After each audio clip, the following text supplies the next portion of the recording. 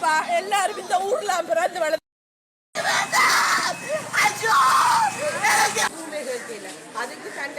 எங்களோட இளைஞர்கள் தான் இந்த வெள்ளப்பெருக்கு நேரத்தில் நிறைய மக்களை கொண்டு போய் ஒரு இடத்துல சேர்த்து அவர்களுக்கு உணவு பொதிகளை அவசரமாக வேறு யூடியூப் சேனல்கள் அப்படியான இடங்களில் வாங்கி மற்ற கட்சிகள்கிட்ட இருந்து வாங்கி அதை கொடுத்து கொண்டிருந்தது. ஜிஎஸ் வந்து விடிய காலமாக ஒருக்கா வந்து பார்த்துட்டு போனவா, இதில் அந்த முகாமில் வந்து பார்த்துட்டு போனவா. ஆனால் அதுக்கு பிறகு 5 மணிக்கு தான் அவள் சாப்பாடு கொண்டு வந்தது. பின்னேரம் 5 மணிக்கு சாப்பாடு கொண்டு வந்தது. முதல் நாள் நடந்த சம்பவம் இது. சரியா? அதே போல் அவள் வந்து ஒரு என்னென்னு சொல்கிறது, கடமைக்காக செய்கிற மாதிரி, கடமைன்னு சொன்னால் ஒரு விருப்பம் இல்லாத சேவையை செய்கிற மாதிரி தான் அவன் அந்த செயற்பாடுகள் எல்லாமே இருந்தது. அப்போ இருந்தாலும் எங்களை இளைஞர்கள் என்ன செஞ்சவேன்னு சொன்னால் வேறையாக்கள்கிட்ட உணவுகளை வாங்கி குழந்தைகள் வயதானவர்களுக்கு வந்து பிரித்து கொடுத்து கொண்டிருந்தது. இருந்த நேரத்தில் இதை ஒரு தகப்பனும் தாயும் வந்து போய் உணவு சின்ன பிள்ளைக்கு 4 மணி வரைக்கும் சாப்பாடு கொடுப்பாடு இல்லை. அப்போ அந்த 4 மணி வரைக்கும் சாப்பாடு கொடுக்கலன்னு ஜிஎஸ்கிட்ட போய் சாப்பாடு கேட்டுருக்கீங்க. இப்போ சாப்பாட்டை தர சொல்லி அவள் சொன்னவா, அவள் கொண்டு போய் உள்ள சாப்பாட்டை வச்சு கொண்டு போய் பானை கொண்டு போய் பூட்டி வச்சதை இங்கே கண்டிருக்கணும். கண்ட இடத்துல பிள்ளைகளுக்கு சாப்பாடு இல்லை மிஸ்ன்னு சொல்லி கேட்க அவள் வந்து சாப்பாடு இல்லை, சாப்பாடு முடிஞ்சுது, இனி மதியத்துக்கு தானேன்னு சொல்லி அந்த சாப்பாட்டை கொண்டு போய் மதியத்துக்கு தானேன்னு சொல்லி அந்த சாப்பாட்டை இது தாண்டி இருக்கிறான். அப்போ சாப்பாடு இது நம்ம பிள்ளைகள் அழுது கொண்டு இருந்திருக்கு. அப்போ இதர் வந்து ஜிஎஸ்ஐ கேட்டிருக்காரு, இப்படி நீங்கள் எங்களுக்கு மக்களுக்கு சேவை செய்யத்தானே நீங்கள் வந்த நீங்கள் அப்படியே நீங்கள் சாப்பாடை கொண்டு போய் ஒழிச்சு வைக்கிறீங்க, அந்த மக்களுக்கு கொடுங்க வேணும்னு சொல்லி கேட்டதுக்கு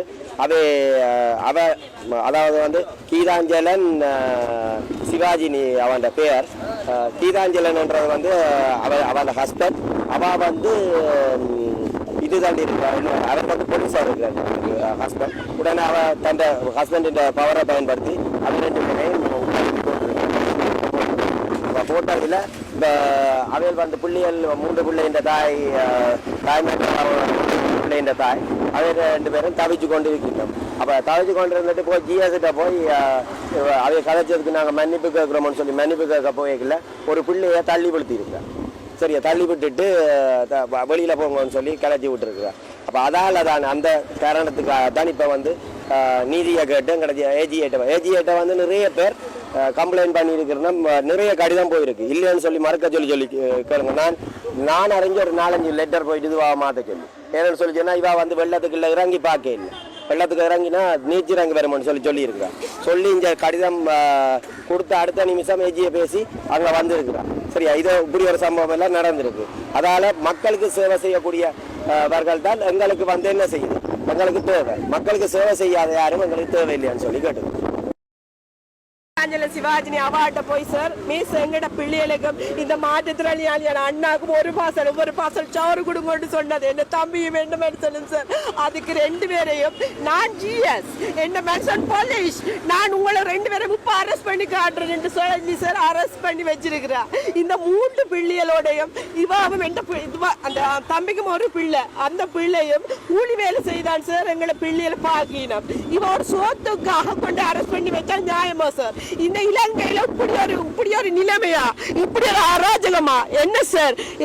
அரச உத்தியோகத்துல இருக்கிற ஒரு ஆள் என்று போட்டா எடுக்கினாம், இதே என்ற பிள்ளைய தள்ளி விழுத்துட்டு சொல்லி வென்று போட்டா அது ஒன்றும் என்று எடுக்கலாம் என்று சொல்லினோம் சார். நான் இல்லை எனக்கு என்று எடுத்துத்தான் ஆகணும் என்ற பிள்ளைய பாருங்கன்னு சொல்லி கேட்க கூட பேசினோம் சார். ஏனென்றா 10 பொலிசில தான் அவரோட ஹஸ்பண்ட் வேலை செய்யறா. எப்படி எல்லாம் கேஸ் போட்டிருப்பா, பொய்யான கேஸ் போட்டிருக்கிறா சார். அவங்கள தூசணத்தால பேசினது அப்படின்னு சொல்லி பொய்யான கேஸ் போட்டிருக்கிறா.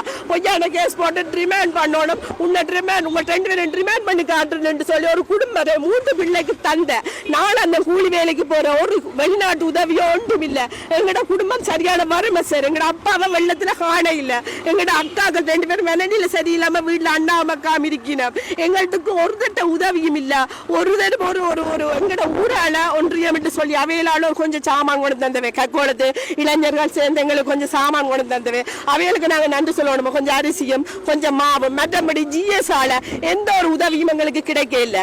ஏன்னு சொன்னா அவ சாப்பாடு கேட்டு பிரச்சனை பட்டோன்னு எங்களோட பேர் பதியே இல்லை, எங்களோட அம்மாண்ட பேர் பதியே இல்லை, எங்களோட தம்பிண்ட வைஃபிண்ட பேர் பதியே இல்லை. இதுக்கு நாங்க ஸ்கூல்ல போய் இருந்தாங்க, 3 நாள் இருந்தாங்க, நான் என் பிள்ளைய ஹஸ்பண்ட் எல்லாம் இருந்தாங்க.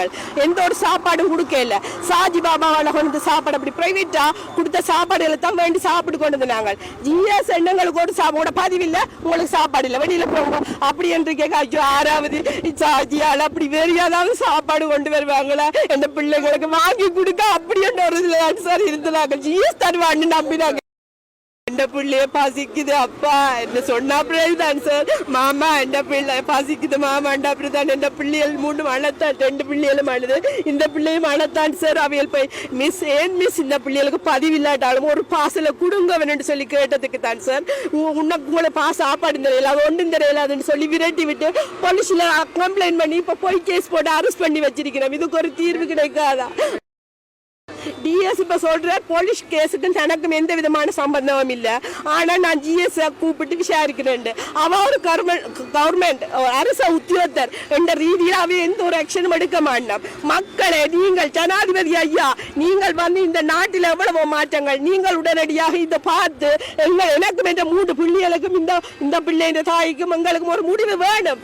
இல்லையா நாங்கள் என்ன முடிவு எடுப்போம்னு எனக்கே தெரியாது. நான் என் பிள்ளைகள் மன ரீதியா இந்த பிள்ளை படிக்கிற பிள்ளை, இந்த பிள்ளையும் அந்த பிள்ளையும் தம்பிஞ்ச வாங்க இந்த பிள்ளையும் அந்த பிள்ளையும் படிக்கிற பிள்ளை, இதுகள் தான் மன ரீதியா பாதிக்கப்பட்ட இந்த பிள்ளை நாளைக்கு என்னன்னு படிக்குங்க.